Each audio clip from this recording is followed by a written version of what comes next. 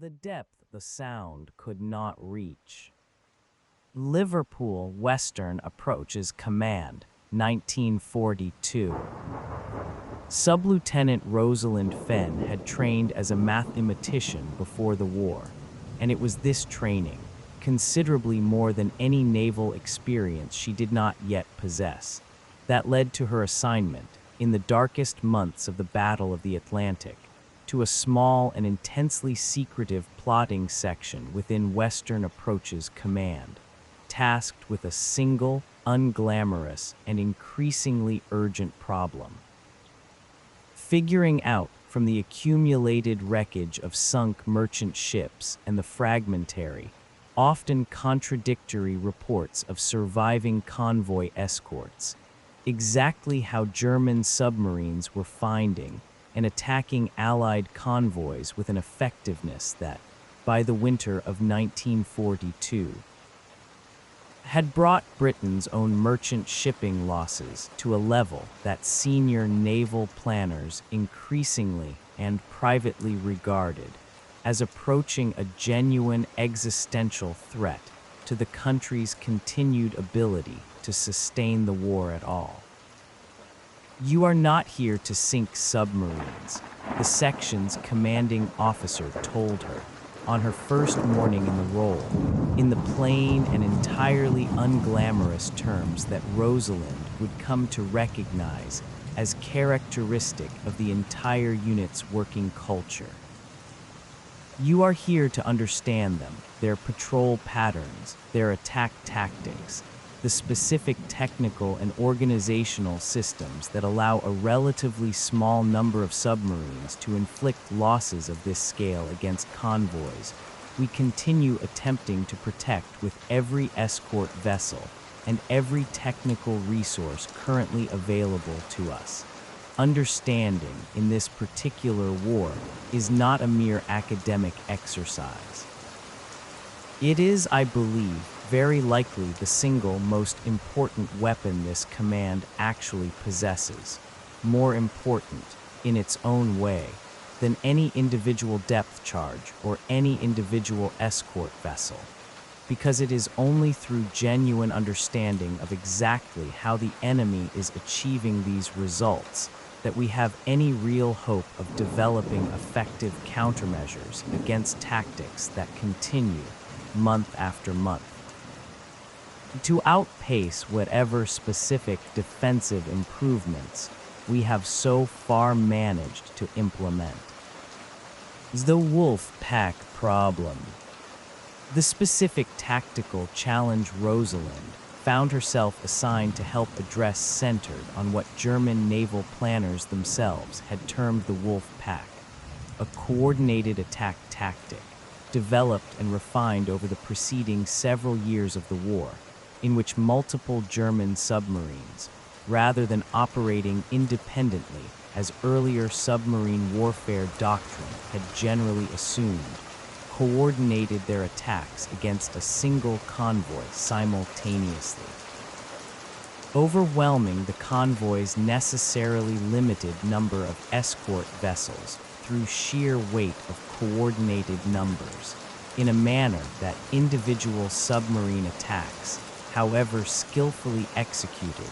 could never hope to achieve on their own. The tactical logic is, in its own way, genuinely elegant, however devastating its practical effect on our own convoys has actually proven, explained Commander Aldous Trent, a naval intelligence officer who worked closely with Rosalind's section throughout this period, during one of their regular joint analysis sessions.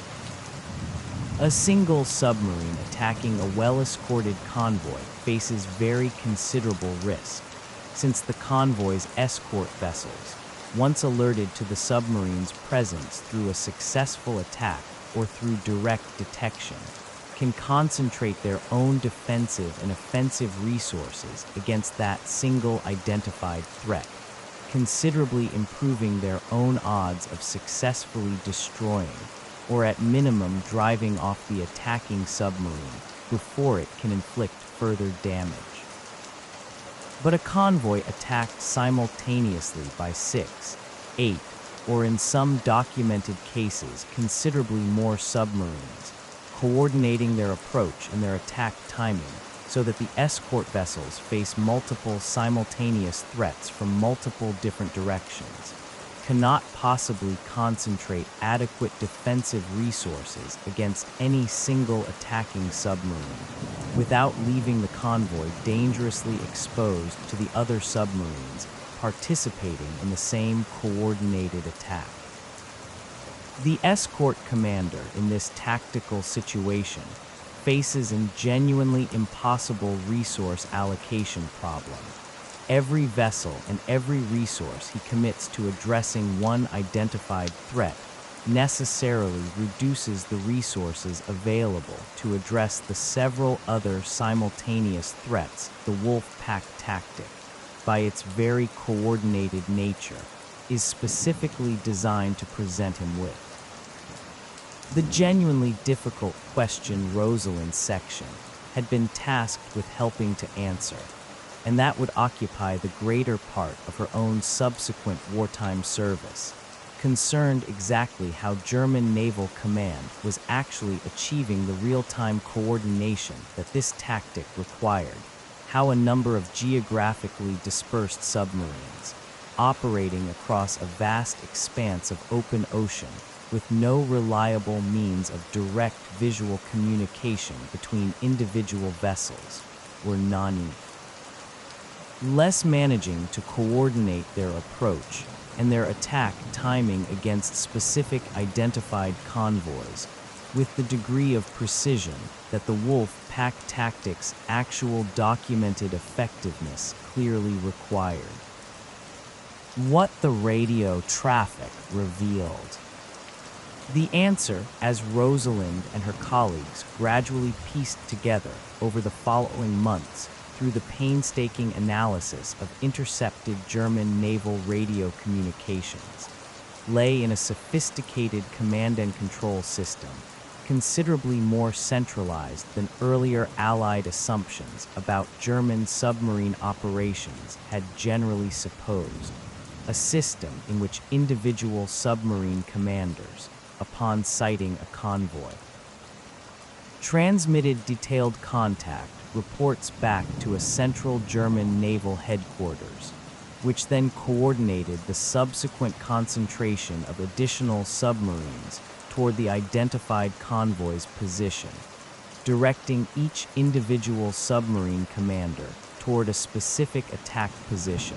and a specific attack timing calculated to maximize the coordinated wolf pack effect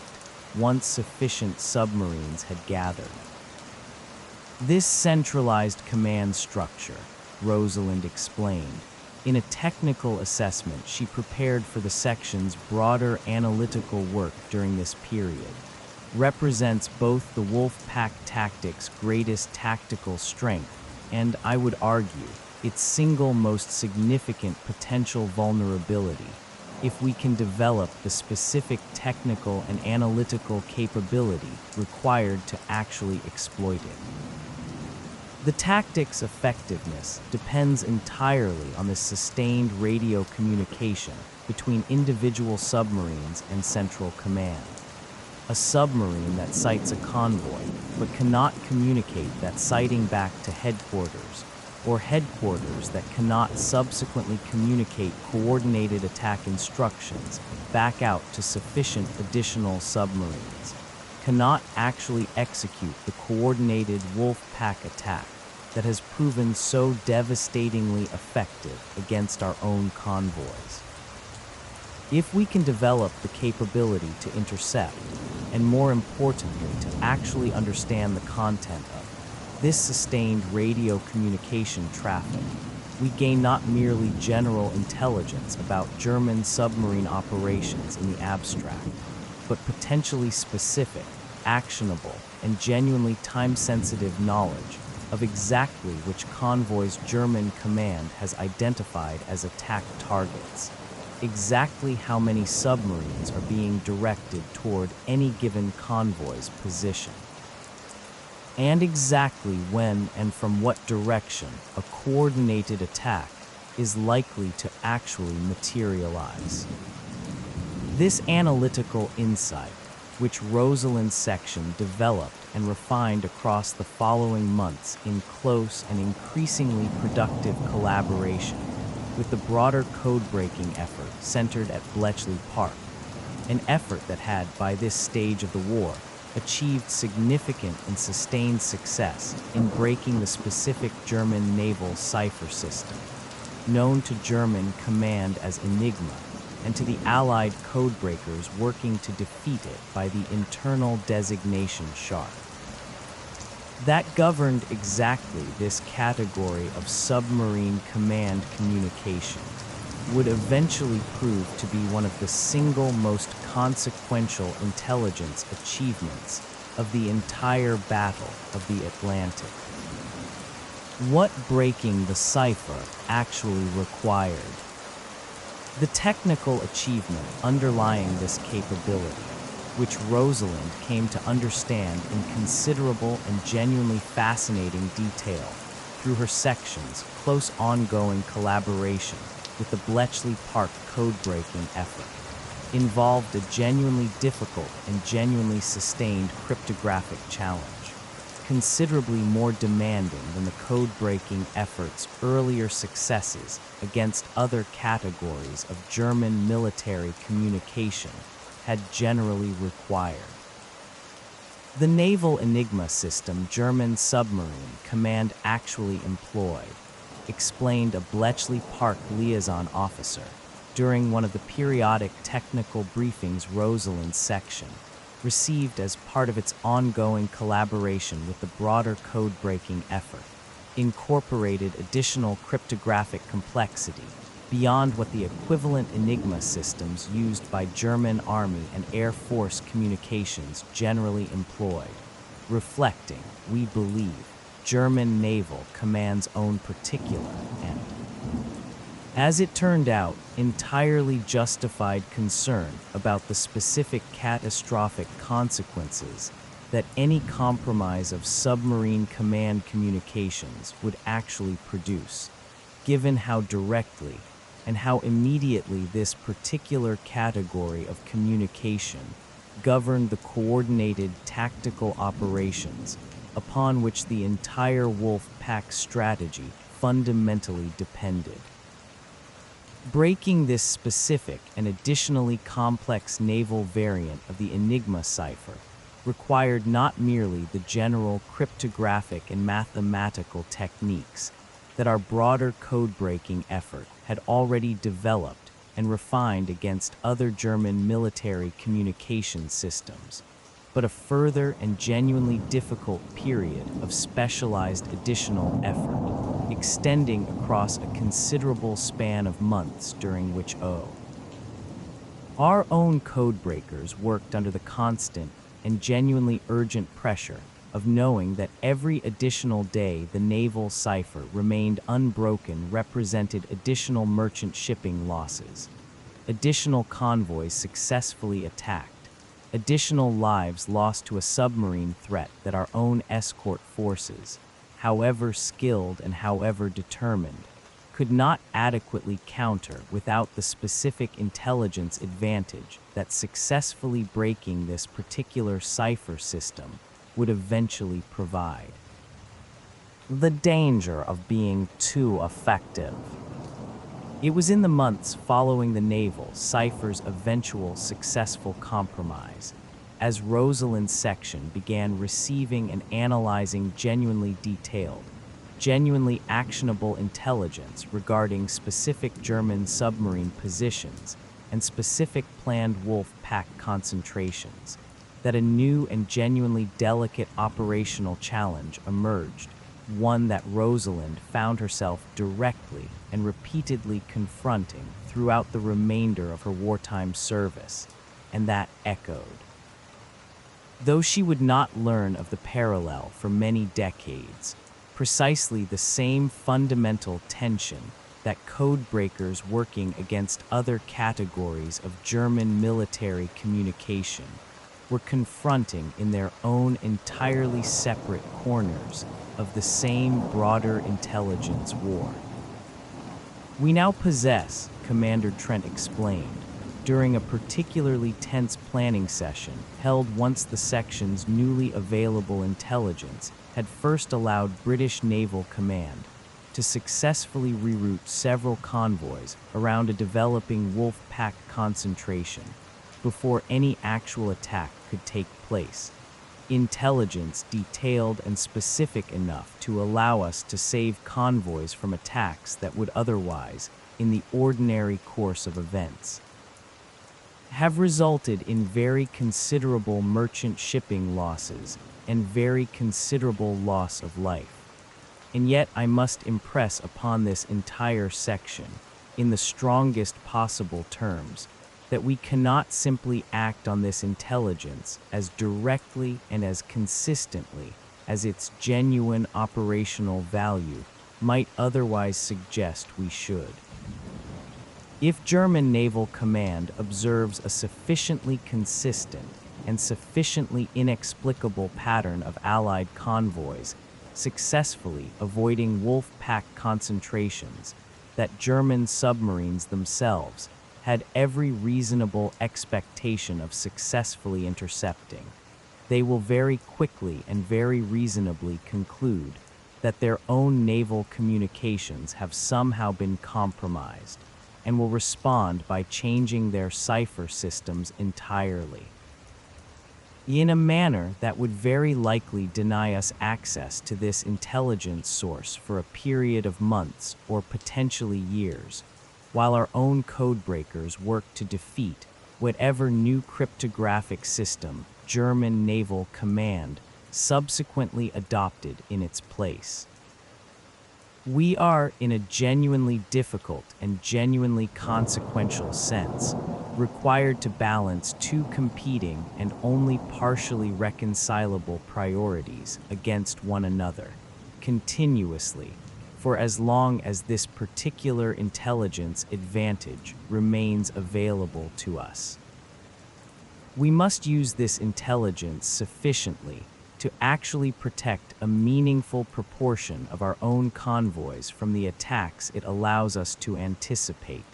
since failing to use genuinely life-saving intelligence at all would represent its own kind of moral failure, whatever security benefit such complete restraint might theoretically provide. But we must also, simultaneously and continuously, exercise very considerable and very deliberate restraint in exactly how directly and exactly how consistently we act on this specific intelligence, ensuring that our own convoy routing decisions and our own escort deployment decisions always incorporate sufficient plausible alternative explanation. Additional reconnaissance flights conducted specifically to provide an alternative cover story for intelligence we actually already possess through cryptographic means, deliberately imperfect convoy protection in some specific instances, even where we possess intelligence that could theoretically allow near-complete protection, precisely to avoid creating the kind of suspiciously perfect defensive record that would very quickly alert German Naval Command to the genuine underlying source of our own improved operational effectiveness. What Rosalind found hardest to accept. It was this specific and genuinely difficult operational constraint that Rosalind found, across her own subsequent years of wartime service, the single most personally and morally difficult aspect of her entire assignment to confront, a difficulty she addressed with considerable and genuine candor in the private wartime diary she maintained throughout this period, and that her own family would only discover and fully appreciate many decades after the war's end, when Rosalind herself, in the final years of her own long life, finally permitted its contents to be shared more widely within her family's own private historical record.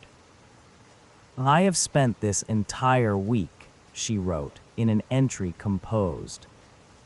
during a particularly difficult stretch of this period, watching our own analysis correctly identify a developing wolf pack concentration that our command has. For reasons of the broader security calculation Commander Trent has explained to us so many times now, chosen not to fully act upon in this particular instance, permitting a convoy to proceed along a route that our own intelligence clearly indicates carries very considerable risk. Specifically because too complete and too consistent a pattern of successful avoidance would risk revealing the very intelligence source that makes such avoidance possible in the first place. I understand, at the level of abstract strategic calculation, that Commander Trent's own careful explanation genuinely does persuade me of exactly why this specific and genuinely painful restraint is necessary, that the intelligence source itself, preserved and protected across the full remaining span of this terrible war, will very likely save considerably more lives in its continued long-term operation than any single instance of complete and immediate protective action. However tempting that immediate protective action might feel in any single specific moment, could ever hope to achieve on its own, I do not find this understanding makes the actual daily experience of the work itself any easier to bear. I sit most days now with knowledge that could very plausibly save specific identifiable ships and specific identifiable sailors from an attack I can see developing with a clarity that feels, in its own way, almost unbearably direct and almost unbearably personal,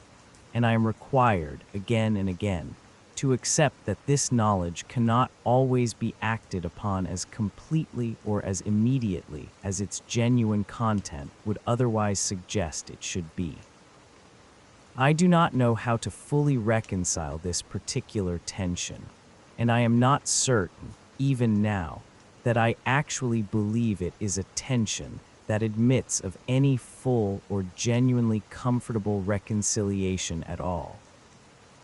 I can only continue the work as carefully and as conscientiously as I am able, trusting that the broader strategic calculation genuinely does serve the larger good it is intended to serve, even as I continue to feel, on the specific days when that calculation requires accepting a specific and avoidable risk to specific identifiable convoys. A weight that I do not believe will ever fully lift from whatever remains of my own conscience across however many years, I am eventually fortunate enough to live beyond this terrible war's own eventual end. What the combined effort actually achieved. The combined intelligence and operational effort that Rosalind's section contributed to, working in close and increasingly sophisticated coordination with the broader Bletchley Park code-breaking effort, and with the parallel development of improved anti-submarine detection and attack technology that Allied naval engineers pursued throughout this same period, achieved.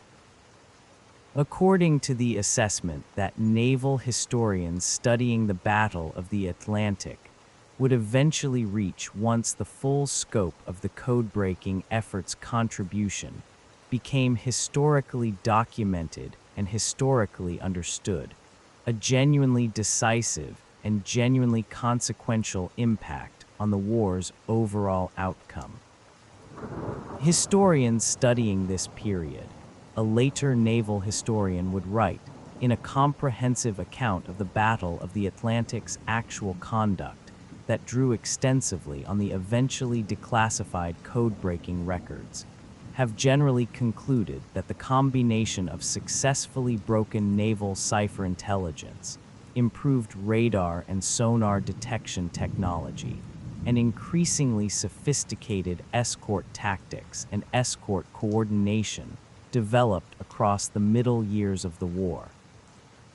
produced a genuine, and by the spring of 1943, increasingly dramatic turning point in the overall course of the Battle of the Atlantic, a period during which German submarine losses began rising sharply, even as Allied merchant shipping losses simultaneously began falling with comparable sharpness, reversing what had, only months earlier, appeared to be a genuinely dangerous and genuinely sustained trend toward German submarine warfare successfully strangling Britain's own ability to continue receiving the merchant shipping supply upon which its entire continued war effort fundamentally depended. It is difficult, even with the considerable benefit of extensive post-war historical research and extensive subsequently declassified documentation, to assign precise individual credit for this genuinely dramatic operational turnaround to any single specific factor in complete isolation from the several others that developed and matured in genuinely close coordination across this same critical period. The code-breaking intelligence that officers like Rosalind Fenn's section helped analyze and apply certainly provided a genuinely significant and genuinely documented contribution, allowing specific convoys to avoid specific developing threats and allowing escort forces to concentrate their own considerable but necessarily limited resources with a degree of foreknowledge and a degree of tactical precision that would have been genuinely impossible without this specific intelligence advantage. But this intelligence contribution worked in close and mutually reinforcing combination with several other significant developments occurring across this same critical period. Improved radar technology, allowing surface escort vessels to detect surfaced submarines at considerably greater range and in considerably worse weather and visibility conditions than earlier technology had permitted. The increasing availability of long-range aircraft capable of providing air cover across the previously unprotected mid-Atlantic gap where German submarines had, for the preceding several years of the war, been able to operate with considerably reduced risk of Allied aerial detection and Allied aerial attack. And the steadily accumulating tactical experience and steadily improving coordination that Allied escort commanders themselves developed across the difficult and costly early years of the entire Atlantic campaign. A companion story of the same broader pattern. There is a related story connected to Rosalind's own wartime service only through the shared broader history of Allied signals intelligence rather than through any direct institutional connection, that Rosalind's own granddaughter, continuing in her own turn, a family tradition of engaging seriously with her grandmother's carefully preserved wartime reflections and connecting through her own broader historical research with several of the other families whose grandparents' entirely separate wartime experiences this account has already described, encountered during her own graduate research into the broader history of Allied anti-submarine warfare technology. The account concerned the parallel, and in certain technical respects, equally significant development of high-frequency direction-finding equipment,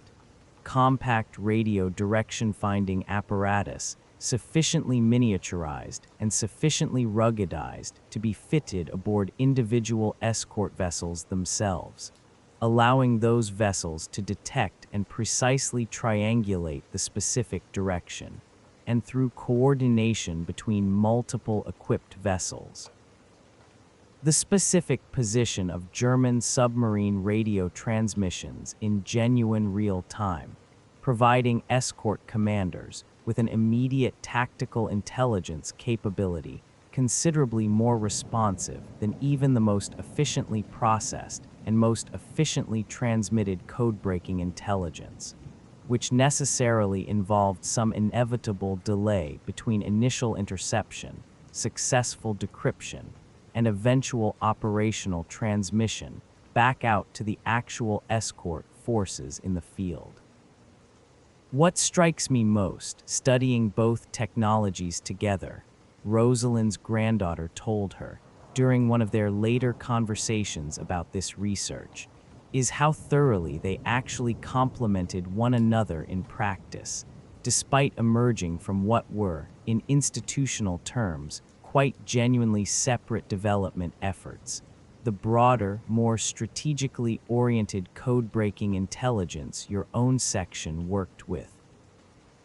providing advance warning of developing wolf pack concentrations days or even weeks before any actual attack, allowing broader strategic convoy routing decisions to be made with considerable advance notice.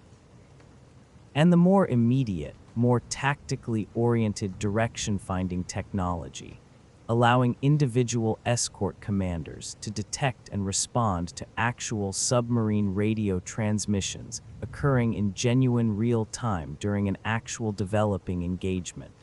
Once a convoy had already come within range of a submarine that had, despite whatever broader strategic routing precautions had already been taken, nonetheless succeeded in establishing contact and beginning its own attack approach.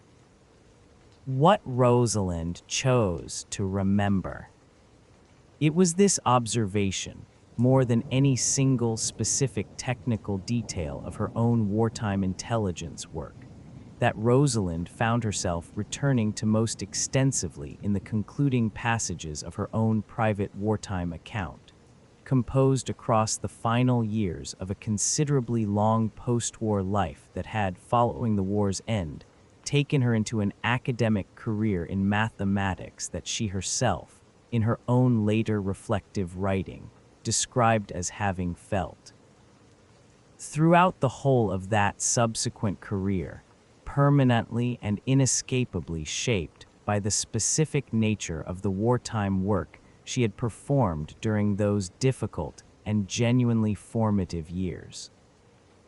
I have thought a very great deal, across these many subsequent decades, Rosalind wrote, in one of the final entries of her own extended wartime account, about the particular and genuinely peculiar nature of the contribution I was fortunate enough to make to that terrible war's eventual outcome. I did not, across the whole of my own wartime service, ever personally sail aboard any of the convoys or any of the escort vessels whose fate my own analytical work so directly and so continuously concerned. I spent nearly the entire war in rooms considerably removed from any direct physical danger, working with numbers, with intercepted radio traffic, with the careful, patient, mathematically disciplined analysis of patterns that most people, encountering only the war's more visibly dramatic and more visibly celebrated history, would likely never think to associate with anything resembling genuine wartime heroism or genuine wartime sacrifice at all. And yet I have come, across these many subsequent decades of reflection, to believe that the specific and genuinely peculiar form of moral weight my own wartime work actually required me to carry, the daily, sustained necessity of holding genuinely life-saving knowledge that could not,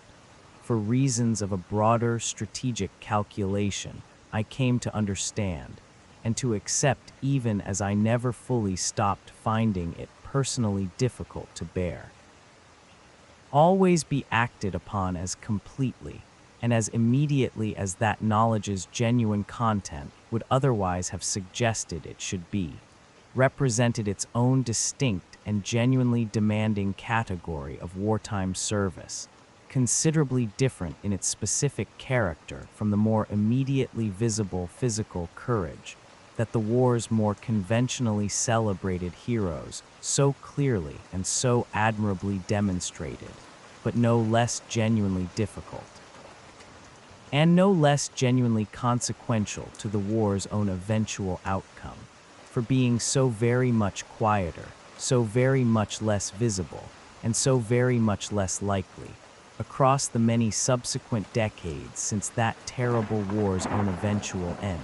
to receive anything resembling the kind of public recognition and public gratitude that the war's more conventionally dramatic forms of service and sacrifice have, quite understandably, continued to receive. A note on what actually happened. The Battle of the Atlantic was a real and historically decisive campaign of the Second World War, in which German submarines employed coordinated wolf pack tactics, multiple submarines attacking a single convoy simultaneously under centralized radio direction from German Naval Command to inflict severe, and for a sustained period during 1942 and early 1943, genuinely threatening losses on Allied merchant shipping. The Allied code-breaking effort centered at Bletchley Park achieved a significant breakthrough against the specific and additionally complex German naval Enigma cipher system used for submarine command communications, providing Allied Naval Command with intelligence regarding developing submarine concentrations that was used to reroute convoys and concentrate escort resources. While requiring careful and deliberate operational restraint to avoid revealing the underlying intelligence source to German Naval Command through too consistent a pattern of convoys, successfully avoiding otherwise undetectable threats. This code-breaking intelligence, combined with parallel developments including improved shipborne radar, high-frequency direction-finding equipment, allowing escort vessels to detect and triangulate submarine radio transmissions in real time, and increased long-range aircraft coverage closing the previously unprotected mid-Atlantic gap, contributed to a documented and dramatic reversal in the Battle of the Atlantic's overall trajectory, beginning in the spring of 1943. After which German submarine losses rose sharply, while Allied merchant shipping losses fell correspondingly. Historians generally regard this combination of signals intelligence and technological development as one of the most significant, and for decades after the war due to continued secrecy, most historically underappreciated factors in the Allied victory in the Atlantic campaign. The specific character of Rosalind Fenn, her personal wartime diary, and her granddaughter's research are fictional narrative elements created for this account, but the broader historical facts regarding Wolfpack tactics, the naval Enigma code-breaking effort, and their combined significance to the Battle of the Atlantic's outcome are drawn from established historical scholarship.